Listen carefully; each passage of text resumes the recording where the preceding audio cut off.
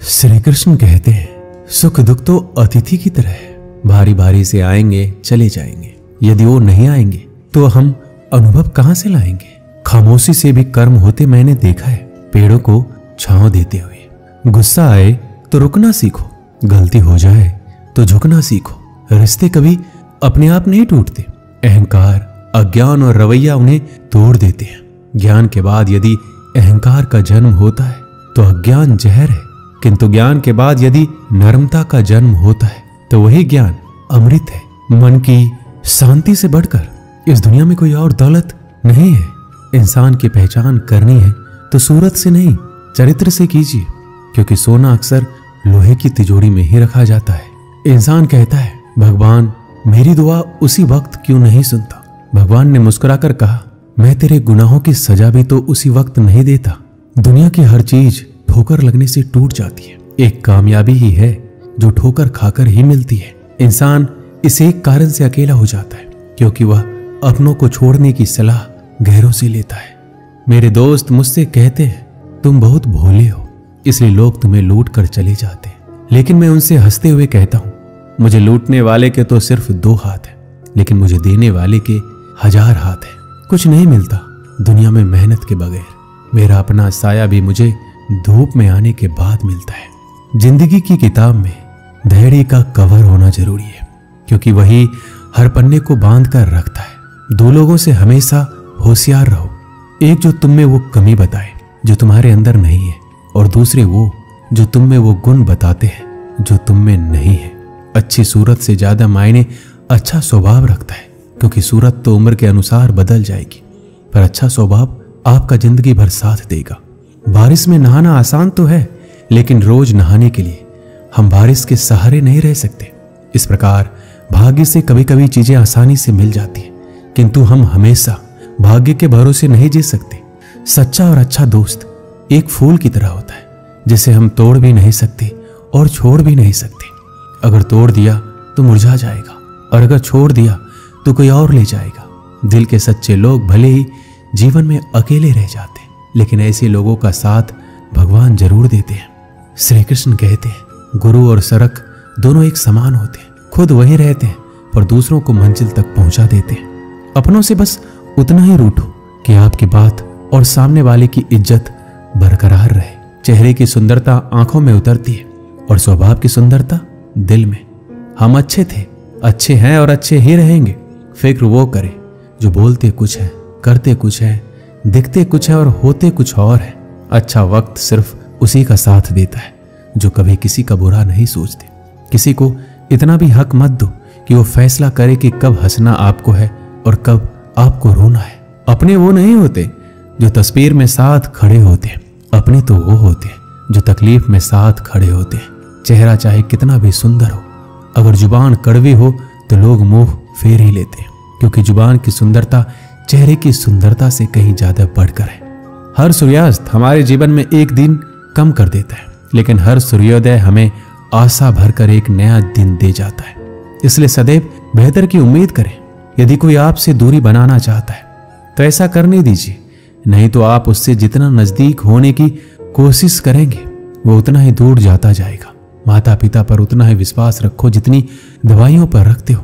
थोड़े बेशक कड़वे हैं पर आपके फायदे के लिए है। आशा और विश्वास कभी गलत नहीं होते, ये हम पर निर्भर करता है कि हमने आशा किससे और विश्वास किस पर किया है। निकले हम दुनिया के भीड़ में तो पता चला कि हर वह शख्स अकेला है जो दूसरों पर भरोसा करता है। परेशान ना हुआ करो सबकी बातों से, कुछ लोग पैदा ही बकवास करने के लिए होते हैं। सपने देखने वाले सो जाते हैं और सपनों को जीने की ख्वाहिश रखने वालों को आंख बंद करके भी नींद नहीं आती। लोगों को खोने से मत डरो, डरो इस बात से कि कहीं लोगों का दिल रखते तुम खुद को ही ना खो दो। श्री कृष्ण कहते हैं भक्ति और भरोसा इतना रखना कि संकट हम पर आए और चिंता भगवान करे। अपनी गलती को तुरंत स्वीकार कर लेना और दूसरों की गलतियों को नजरअंदाज कर देना, यही सकारात्मक सोच की दिशा में पहला कदम है। शस्त्र केवल शरीर को घायल कर सकते हैं, किंतु शब्द आत्मा को भी घायल कर देते हैं। कोशिश करें अच्छा बोले, अच्छा सुने और अच्छा व्यवहार करें। अच्छी नसीहतों का असर आजकल इसलिए नहीं होता क्योंकि लिखने वाले और पढ़ने वाले दोनों ही यह समझते हैं कि ये तो दूसरे के लिए है। मुझे पागलों से दोस्ती करना पसंद है, क्योंकि मुसीबतों में कोई समझदार काम नहीं आता। मिट्टी के घरों में लोग खड़े होते हैं, औकात में भले ही छोटे मगर इंसानियत में बड़े होते हैं। जरूरी नहीं कि जिनमें सांस नहीं वो मुर्दा है, जिनमें इंसानियत नहीं वो कौन सा जिंदा है। जिंदगी गुजारने के दो तरीके हैं, जो पसंद है उसे हासिल कर लो, या फिर जो हासिल है उसे पसंद कर लो। दो लोगों को जिंदगी में कभी नहीं भूलना चाहिए, एक जिसने तकलीफ दी हो और दूसरे वो जिन्होंने तकलीफ में साथ दिया। रंग में भी इतने रंग कहां जितने रंग बदलते हैं आजकल के इंसान। संस्कार किसी विश्वविद्यालय में नहीं मिलते, घर के माहौल में ही मिलते हैं। अकेले कमाते हो और पूरा घर खाता है तो घमंड मत करना, ऊपर वाले को धन्यवाद करना कि इस भले काम के लिए भगवान ने आपको चुना है। दिल में हो जज्बा कुछ कर दिखाने का तो जलते दिए को भी आंधियों का डर नहीं होता। जो दिखता नहीं है वो बुनियाद होती है, वो चाहे ईश्वर हो, संस्कार हो या विचार हो। कभी सोचा है पानी से जुदा होकर मछलियां क्यों मर जाती है? क्योंकि उन्हें नहीं मालूम था कि किसी की नजदीकियां पहले आदत, फिर जौहरत, फिर जिंदगी बन जाती है। भाषाओं का अनुवाद हो सकता है, भावनाओं का नहीं। कभी कभी कदर और एहसास के लिए जरूरी है कि कुछ वक्त उससे दूर रहा जाए। याद रखना, अक्सर वही लोग हम पर उंगली उठाते हैं जिनको हमें छूने की औकात ना हो। आजकल दुनिया में इंसान की कीमत उसके चले जाने के बाद पता चलती है। जब कोई व्यक्ति अपनी समस्याओं को आपके सम्मुख रखता है तब वह आप पर ईश्वर के जैसा संपूर्ण विश्वास रखता है। समय बताने वाले बहुत है, पर समय पर काम आने वाले बहुत कम। अपनी किस्मत को दोष कभी मत देना।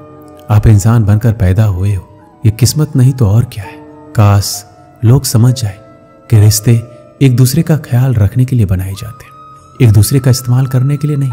जो कदर नहीं करते उनके लिए लोग रोते हैं, और जो हर किसी की कदर करते हैं उन्हें लोग अक्सर रुलाते हैं। ये दुनिया वाले भी अजीब हैं। दुनिया तो आपके राह में पत्थर फेंकेगी, लेकिन यह आपके ऊपर निर्भर करता है कि आप इस पत्थर को कैसे इस्तेमाल करते हो। दूसरों पर वही पत्थर फेंक कर या अपनी कामयाबी का पुल बनाकर। जिंदगी में कभी भी निराश मत होना, क्या पता कल वो दिन हो जिसका तुम्हें बेसब्री से इंतजार था। किसी को कभी दुख मत देना, क्योंकि दी हुई चीज एक दिन 1000 गुना होकर लौटती है। वक्त के साथ सब कुछ बदल जाता है, लोग भी, रास्ते भी, एहसास भी, और कभी कभी हम खुद भी। हर खोई हुई चीज ढूंढने पर मिल सकती है। विश्वास एक बार खो जाए तो क्या दोबारा मिलेगा? कैलेंडर हमेशा तारीख बदलता रहता है, पर एक दिन ऐसी भी तारीख आती है जो कैलेंडर को ही बदल देती है। इसलिए सब्र रखिए, वक्त हर किसी का आता है, बस मेहनत करते रहिए। हम तो मजाक में भी किसी को दर्द देने से डरते हैं। ना जाने लोग कैसे सोच समझकर दिलों से खेल जाते हैं। जिंदगी आखिरकार रुला ही देती है, फिर चाहे हम माँ बाप के कितने ही लाडले क्यों ना हो।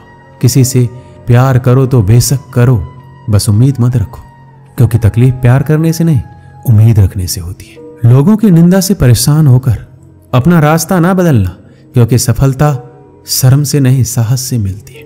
सलाह के 100 शब्दों से ज्यादा अनुभव की एक ठोकर इंसान को बहुत मजबूत बनाती है। सारे वजन उठाकर देख लिए, दाल रोटी ही सबसे भारी है। धैर्य रखिए, कभी कभी जीवन में कुछ अच्छा पाने के लिए सबसे बुरे दौर से गुजरना पड़ता है।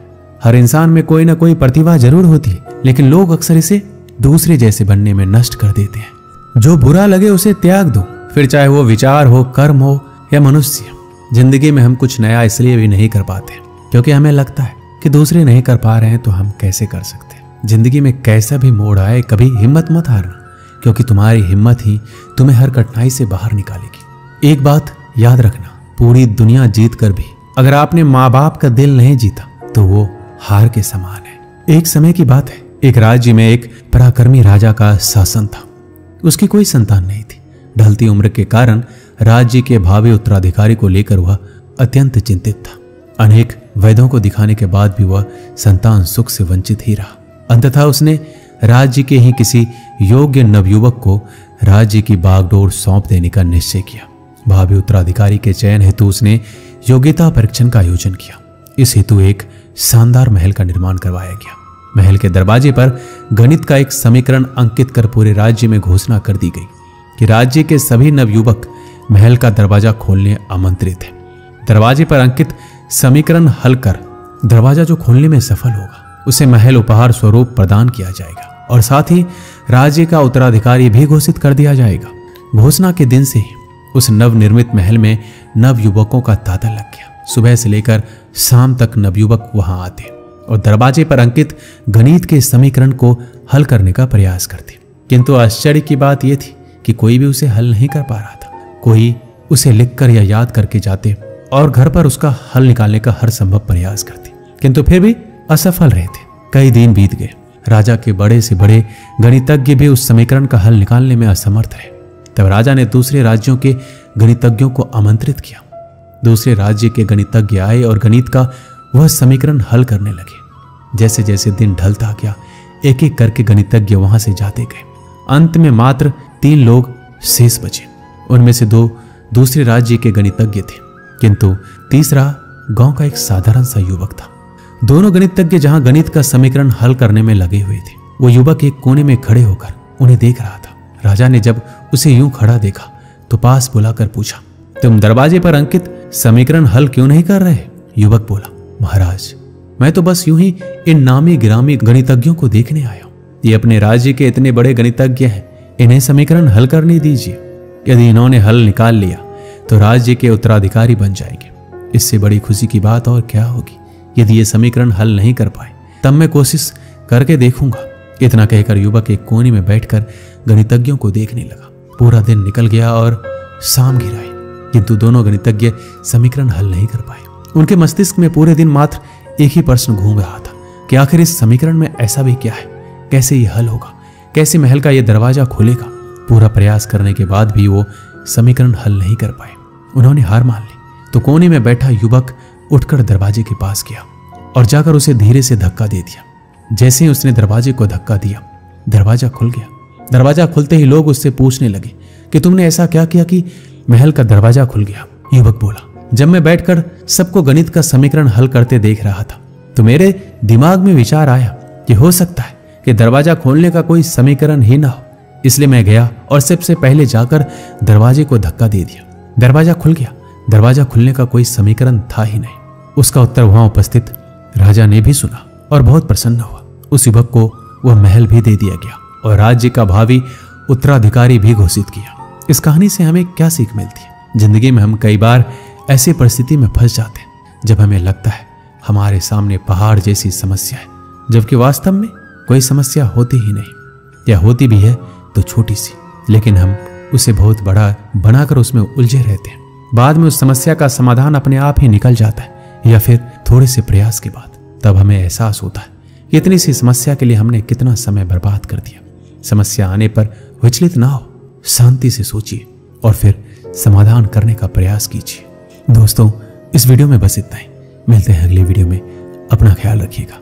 जय श्री कृष्णा।